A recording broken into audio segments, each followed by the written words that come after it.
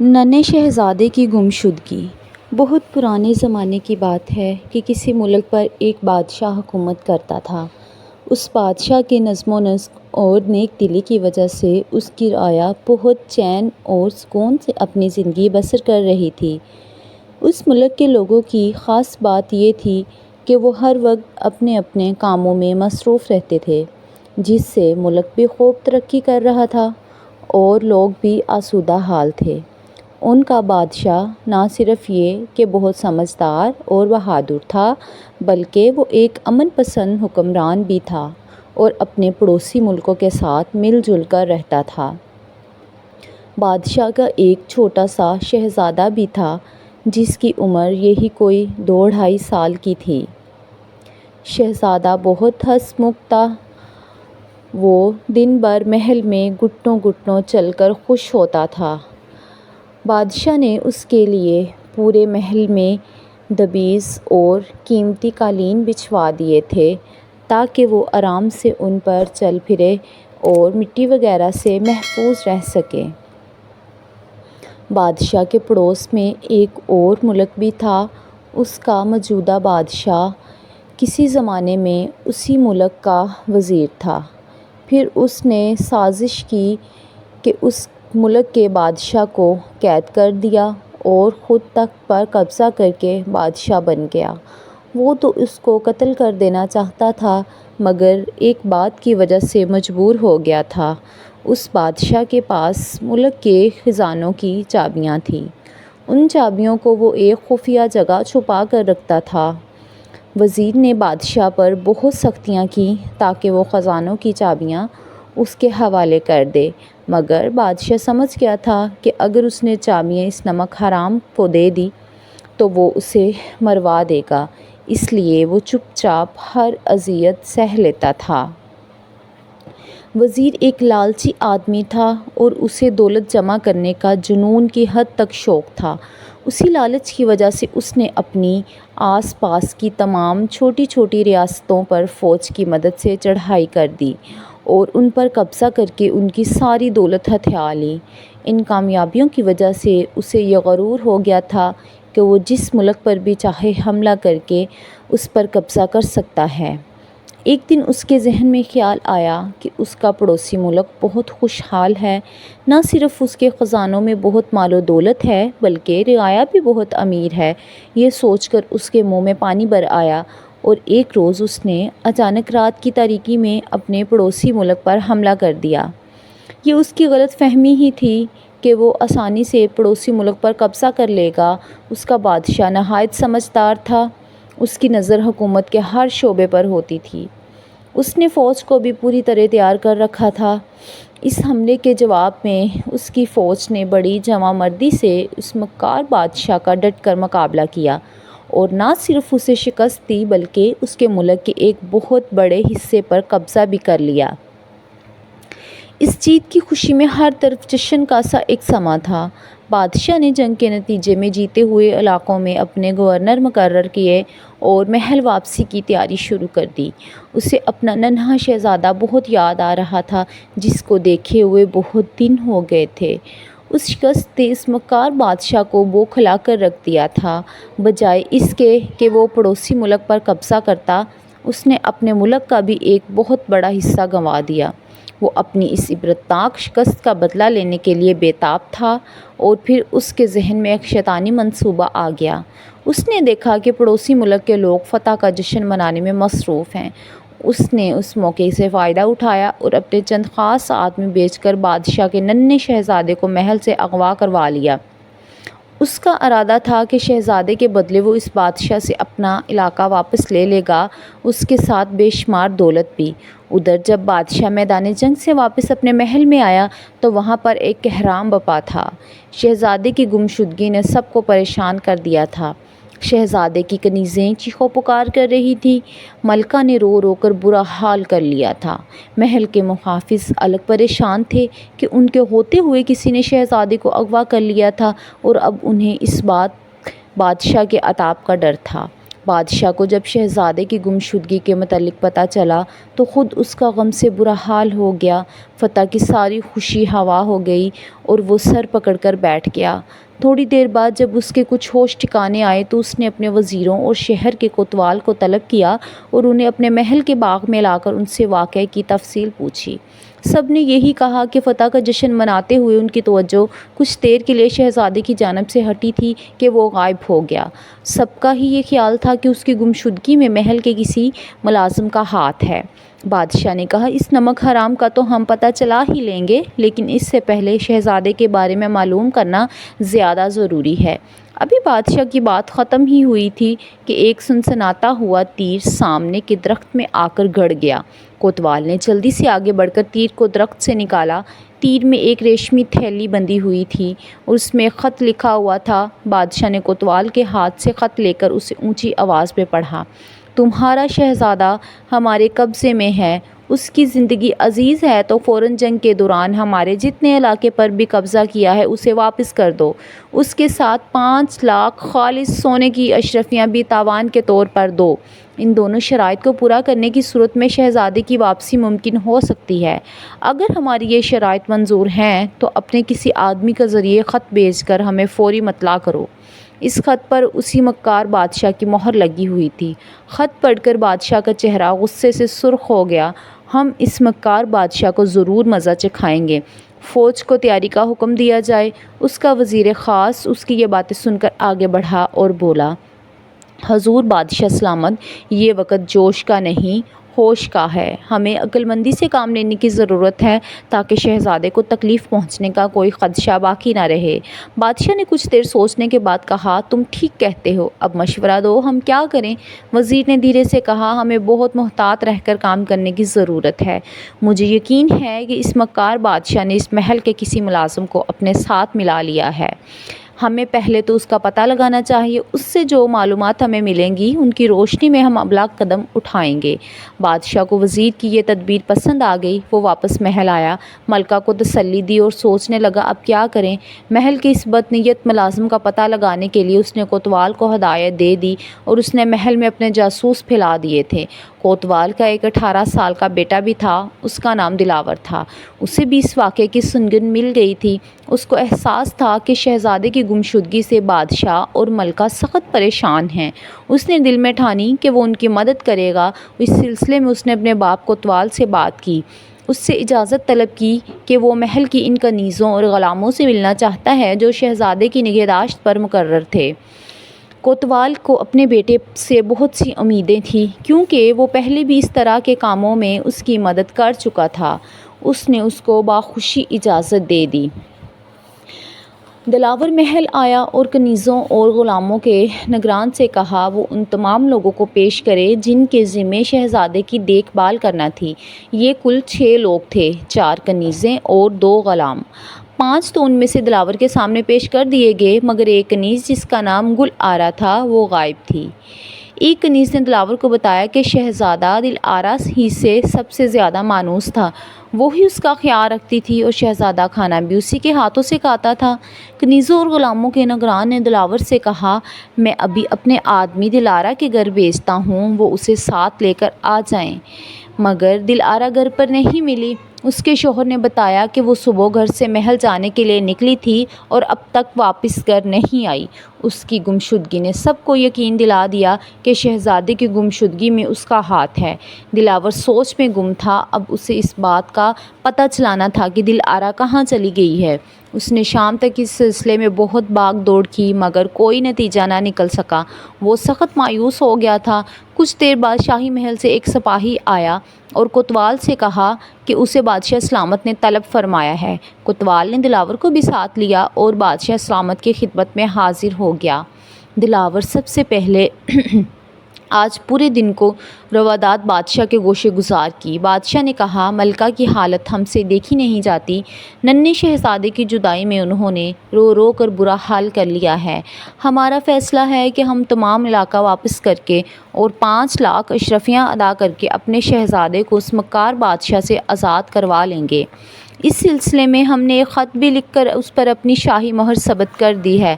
اب تم کسی ایسے بااعتماد آدمی کا بندوبست کرو جو اسے وہاں تک پہنچا کر ہمارا شہزادہ ہمیں واپس لا دے۔ کوتوال نے کہا، بادشاہ سلامت، یہ کام بہت اہم ہے، اجازت ہو تو میں دلاور کو یہ کام سونپ دوں۔ مجھے امید ہے کہ وہ اس کو بہتر طریقے سے سر انجام دے گا۔ ہمیں کوئی اعتراض نہیں، اگر اس کام کے پیچھے دل آرا کا ہاتھ ہوا تو ہم اسے سخت سزا دیں گے۔ غداروں کے لیے ہمارے دل میں کوئی نرم گوشہ نہیں ہے۔ بادشاہ نے غصے سے کہا اور اٹھ گیا۔ رات ہونے والی تھی، مگر چونکہ معاملہ بہت اہم تھا اس لیے دلاور اور بادشاہ کا خط لے کر سفر پر نکل پڑا۔ وہ اپنے گھوڑے کو سر پر دوڑاتا ہوا تیزی سے فاصلہ طے کر رہا تھا۔ ندی، نالے اور پہاڑوں کو عبور کرتا ہوا وہ آدھی رات کے وقت پڑوسی ملک کی حدود میں داخل ہو گیا۔ مسلسل سفر کی وجہ سے اس کا گھوڑا تھکا تھکا سا نظر آنے لگا تھا۔ ایک جگہ اسے جنگل نظر آیا، وہاں پر ایک ندی بھی تھی۔ اس نے مناسب سمجھا کہ یہاں بیٹھ کر کچھ دیر خود بھی سستا لے اور گھوڑے کو بھی آرام کرنے دے۔ یہ سوچ کر وہ گھوڑا روک کر اس پر سے اتر گیا اور اسے پانی پینے اور گھاس چرنے کے لیے کھلا چھوڑ دیا۔ دلاور کو بھوک بھی لگ رہی تھی۔ اس نے تھیلے میں سے کچھ پھل نکالے اور انہیں کھاتے ہوئے جنگل میں آگے کی طرف نکل گیا۔ ابھی وہ کچھ دور ہی چلا تھا کہ اسے آگے روشنی سی نظر آئی۔ اس کے ذہن میں فوراً خیال آیا کہ ہو نہ ہو یہ لوگ ڈاکو ہیں۔ وہ جھاڑیوں کی اونٹ لے کر کچھ اور آگے بڑھا۔ اس نے دیکھا وہاں آگ کے الاؤ روشن ہیں اور اس ملک کے مکار بادشاہ کے کچھ سپاہی آپس میں باتوں میں مصروف ہیں۔ ایک سپاہی کہہ رہا تھا، جلدی کرو، ہمارے پہرے دینے کا وقت شروع ہو گیا ہے۔ ہم نے اگر مزید دیر کی تو وہاں پر پہرا دینے والا ساتھی ناراض ہوں گے۔ اس کی بات سن کر سب جلدی جلدی اٹھنے کی تیاری کرنے لگے اور تھوڑی دیر بعد وہ سب وہاں سے روانہ ہو گئے۔ دلاور حیران تھا کہ وہ شاہی سپاہی کس جگہ پہرا دینے کی بات کر رہے تھے۔ اسے معاملہ کچھ پراسرار لگا۔ وہ جلدی سے اپنے گھوڑے کے پاس آیا اور پھر ایک مناسب فاصلہ دے کر خود بھی ان کے پیچھے چل پڑا۔ قریب ہی ایک دیہات تھا۔ آبادی سے ذرا ہٹ کر وہاں ایک بڑی سی حویلی تھی۔ اس حویلی کے چاروں طرف تلواروں سے لیس شاہی سپاہی پہرا دے رہے تھے۔ دلاور نے خود کو گھوڑے کے قد آدم جھاڑیوں کے درمیان چھپا لیا تھا اور کان لگا کر ان کی گفتگو سننے لگا۔ تم لوگوں نے آنے میں بہت دیر کر دی ہے، پہرا دینے والے ایک سپاہی نے منہ بگاڑ کر کہا۔ ہم لوگ کھانا کھانے لگے تھے اس لیے دیر ہو گئی۔ جانے ہماری یہاں سے کب جان چھوٹے گی، نئے آنے والے سپاہیوں میں سے ایک نے کہا۔ ہمارے جاسوس نے بتایا کہ پڑوسی ملک کا بادشاہ ہمارے بادشاہ کی شرائط ماننے پر راضی ہو گیا ہے۔ شہزادے کو جلد ہی واپس کر دیا جائے گا۔ شہزادہ روتا بہت ہے، اگر وہ کنیز ساتھ نہ آتی تو سمجھو مصیبت ہی آ جاتی۔ چھوٹے بچے اگر رونے لگیں تو انہیں چپ کروانا بڑا مشکل کام ہوتا ہے۔ دلاور نے جو ان کی یہ گفتگو سنی تو اس کا دل زور زور سے دھڑکنے لگا۔ اسے پتہ چل گیا تھا کہ حویلی میں قید کیا گیا ہے۔ وہ خاموشی سے اپنی جگہ سے نکلا اور ایک بڑے پتھر سے گھوڑے کی راس باندھی اور دوبارہ حویلی کے آس پاس بہت ساری جھاڑیاں تھیں اور رات کی تاریکی بھی بہت تھی۔ اوپر سے آسمان کو بھی کالے کالے بادلوں نے ڈھکا ہوا تھا جس سے تاریکی میں مزید اضافہ ہو گیا تھا، اس لیے اسے دیکھ لیے جانے کا خدشہ بھی نہیں تھا۔ وہ ایک گھنی جھاڑی کے پیچھے بیٹھ کر حویلی کا جائزہ لینے لگا کہ اسے کسی ایسے راستے کی تلاش تھی جس کے ذریعے وہ اندر داخل ہو سکے۔ اسے کوئی ایسا راستہ تو نظر نہیں آیا، مگر حویلی میں داخل ہونے والے بڑے دروازوں کے نیچے اتنی خلا ضرور نظر آئی کہ ایک آدمی زمین پر لیٹ کر اور لڑک کر اندر داخل ہو سکتا تھا، مگر مشکل یہ تھی کہ اس دروازے پر ایک سپاہی ہاتھ میں چمکدار تلوار لیے پہرا دے رہا تھا۔ دلاور سوچ میں پڑ گیا، پھر اس کی یہ مشکل بھی حل ہو گئی۔ یکایک بادل زور سے گڑگڑائے اور موٹی موٹی بوندیں گرنے لگیں۔ تھوڑی ہی دیر میں بارش تیز ہو گئی۔ بارش کے پانی سے بچنے کے لیے تمام سپاہی حویلی کے برابر میں ایک گھنے درخت کے نیچے جا کھڑے ہوئے۔ دلاور کے لیے اب راستہ صاف تھا۔ وہ تیزی سے زمین پر رینگتا ہوا آگے بڑھا۔ اس کے سارے کپڑے کیچڑ میں لت پت ہو گئے تھے۔ بڑے دروازے کے قریب پہنچ کر اس کی نچلی خلا میں سے لڑک کر اندر داخل ہوا اور پھر کھڑا ہو کر ادھر ادھر دیکھنے لگا۔ اسے وہاں پر کوئی سپاہی نظر نہیں آیا۔ وہ جلدی سے اٹھ کھڑا ہوا اور دبے قدموں سے بھاگتا ہوا حویلی کے اندر جانے والے دروازے پر پہنچ گیا۔ اس کی کنڈی باہر سے لگی ہوئی تھی اور اس میں کوئی تالا نہیں تھا۔ اس نے آہستگی سے کنڈی کھولی اور دروازہ کھول کر اندر داخل ہو گیا۔ اندر دیواروں پر مشعلیں روشن تھیں۔ اسے کئی کمرے نظر آئے۔ ایک کمرے سے اسے کسی کے کراہنے کی آواز سنائی دی۔ وہ لپک کر اس کمرے کے نزدیک گیا۔ اس کی کنڈی باہر سے لگی ہوئی تھی۔ بارش کی مسلسل موٹی بوندیں گرنے کے شور کی وجہ سے کان پڑی آواز سنائی نہیں دیتی تھی، مگر اس کے باوجود اس نے بڑی آہستگی اور احتیاط سے کنڈی کھولی اور اندر داخل ہو گیا۔ اندر دل آرا اور شہزادہ دونوں موجود تھے۔ دل آرا اسے دیکھ کر جلدی سے اس کے پاس آئی۔ دلاور نے فوراً اپنا خنجر نکال کر اسے اپنی گرفت میں لیا اور کمرے سے باہر لا کر بڑے غصے سے بولا، نمک حرام، میں تجھے زندہ نہیں چھوڑوں گا۔ دل آرا اسے پہچانتی تھی کہ وہ کوتوال کا بیٹا ہے۔ وہ ہاتھ جوڑ کر بولی، میں بے قصور ہوں۔ اس غدار غلام جعفر نے اس مکار بادشاہ کے آدمیوں کو بتا دیا تھا کہ شہزادہ مجھ سے بہت مانوس ہے، اس لیے وہ مجھے بھی پکڑ کر لے آئے تاکہ شہزادہ زیادہ روئے دھوئے نہ اور میری موجودگی میں بہلا رہے۔ اب دلاور کی سمجھ میں سب باتیں آ گئیں۔ اس نے دھیمی آواز میں کہا، ہمیں یہاں سے نکلنا ہے، باہر بہت تیز بارش ہو رہی ہے، شہزادہ بھیگے گا تو رونے لگے گا، سپاہی ہوشیار ہو جائیں گے۔ شہزادے کو ہوش ہی کہاں ہے، اسے تیز بخار چڑھ گیا ہے، کنیز نے کہا۔ لیکن یہاں سے نکلنا بھی ایک مسئلہ ہے، تمہیں حویلی کے بڑے دروازے کے نیچے سے نکلنا پڑے گا، ہمیں بہت احتیاط کی ضرورت ہے۔ بارش کی وجہ سے تمام سپاہی ایک درخت کے نیچے کھڑے ہیں، اگر بارش رک گئی تو ہمارے لیے ایک اور پریشانی پیدا ہو جائے گی۔ سپاہی درخت کے نیچے سے ہٹ کر پھر پہرا دینے لگیں گے۔ دل آرا کچھ سوچ کر بولی، آج شام کو شہزادہ اپنی امی کو یاد کر کے بہت رو رہا تھا تو سپاہیوں نے مجھے اجازت دے دی تھی کہ میں اسے باہر ٹہلا لوں۔ میں اسے لے کر باہر نکلی تو میں نے حویلی کے عقب میں ایک چھوٹا سا دروازہ دیکھا تھا، اس میں تالا نہیں لگا تھا۔ میں تو چاہ رہی تھی کہ شہزادے کے ساتھ اس دروازے سے نکل کر بھاگ جاؤں، مگر باہر پہرا دیتے ہوئے سپاہیوں کے خوف سے رک گئی۔ یہ سن کر دلاور نے جلدی سے شہزادے کو اپنی گود سے اٹھایا۔ اس کا جسم بے حد گرم ہو رہا تھا۔ دل آرا اسے اس کے پاس لائی اور پھر وہ تینوں بڑی آسانی سے حویلی سے باہر آ گئے۔ دلاور نے شہزادے کو دل آرا کے حوالے کیا اور دوڑ کر اپنا گھوڑا وہاں لے آیا۔ بارش میں شدت پیدا ہو گئی تھی۔ دل آرا نے شہزادے کو اپنی اوڑھنی سے ڈھانپ لیا تھا، جس سے وہ بھیگنے سے محفوظ ہو گیا تھا۔ وہ تینوں گھوڑے پر سوار ہوئے اور پھر دلاور نے اسے وفادار گھوڑے کو بھی اپنے ساتھ لیا اور وہ بھی سمجھ گیا کہ اس کا مالک کسی مصیبت میں ہے۔ صبح سے پہلے پہلے دلاور اپنے گھر پہنچ گیا اور شہزادے کو دیکھا تو حیران رہ گیا۔ اس نے دلاور کو کہا، ابا جان، ابھی اس بات کا ہمیں بہت خفیہ رکھنا ہے کہ شہزادے صاحب مل گئے ہیں۔ نمک حرام غلام جعفر کو گرفتار کروائیں، اس کے بعد بادشاہ سلامت کے پاس چلیں گے۔ کوتوال نے اسی وقت غلام جعفر کو پکڑ کر گرفتار کروا دیا اور اسے زنجیروں میں جکڑ کر جیل میں بند کر دیا۔ پھر وہ دلاور اور دل آرا کے ساتھ شہزادے کو لے کر بادشاہ کے گھر چلے گئے۔ انہیں دیکھ کر شہزادے کو اپنی آنکھوں پر دیکھ کر یقین نہیں آ رہا۔ ملکہ نے تو شہزادے کو سینے سے لگا کر جو رونا شروع کیا۔ شہزادے کی بھی آنکھیں کھل گئی۔ ماں کو دیکھا تو اس کے ہونٹوں پر مسکراہٹ آ گئی۔ اس نے ماں کے گلے میں باہیں ڈالی اور بخار کی شدت سے دوبارہ بے ہوش ہو گیا۔ بادشاہ نے فوراً شاہی طبیبوں کو بلایا اور انہیں شہزادے کی دیکھ بھال کی ہدایت کی۔ پھر وہ کوتوال کو لے کر اپنے دربار میں آیا۔ وہاں پہنچ کر اس نے سپاہی بھیج کر فوج کے سپہ سالار کو طلب کیا۔ سپہ سالار آ گیا تو بادشاہ نے اسے حکم دیا وہ اسی وقت اپنی فوج کو لے کر اس مکار بادشاہ پر پیش قدمی کرے اور اسے ہر حال میں گرفتار کر کے اس کے سامنے لائے۔ سپہ سالار اسی وقت فوج کو لے کر اس مہم پر روانہ ہو گیا۔ اب بادشاہ دلاور کی طرف متوجہ ہوا، اس کو گلے سے لگایا اور رندی ہوئی آواز میں بولا، تمہارا یہ احسان میں کبھی نہیں بھولوں گا اور تمہارا مقروض رہوں گا۔ دلاور نے ہاتھ باندھ کر بادشاہ سے کہا، جہاں پناہ، یہ سن کر مجھے بے حد شرمندگی ہو رہی ہے۔ یہ میرا فرض تھا، میں بھی اس ملک کا ایک ادنا سا سپاہی ہوں۔ خدا کا شکر ہے میں اپنے مقصد میں کامیاب ہو گیا۔ ان لوگوں نے محل میں ایک غلام خرید لیا تھا، اب وہ غلام جیل میں ہے۔ اس نے شہزادے کے اغوا میں ان کی مدد کی تھی۔ دل آرا کو اپنے ساتھ اس لیے لے گئے تھے کہ اس غدار غلام نے انہیں یہ بتایا تھا کہ شہزادے صاحب اس کنیز سے بہت مانوس ہیں، اس لیے اس کے ساتھ بہت خوش رہتے ہیں۔ اس لیے وہ دل آرا کو بھی زبردستی اغوا کر کے اپنے ساتھ لے گئے تھے تاکہ شہزادے صاحب انہیں زیادہ تنگ نہ کریں۔ ایک بات سمجھ میں نہیں آئی، مکار بادشاہ نے شہزادے کو اپنے محل میں کیوں نہیں رکھا؟